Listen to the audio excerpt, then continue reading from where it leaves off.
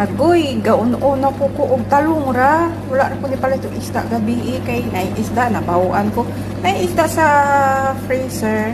Salmon nang niya, bawal na ko.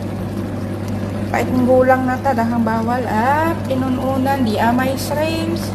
Akong di pa ibabaw ununan. Inununan nila silang talong niya sa ilalom daghan kay nagkamatis. Langas kaay ni akong chimney oh. Kaya nga sa baho manggod og di na ko siya i-open. Niya ang asupod. Nay alis nga nang alis nga to dito mga klisi. Inununan mga talong. Na ay daghang sibuyas.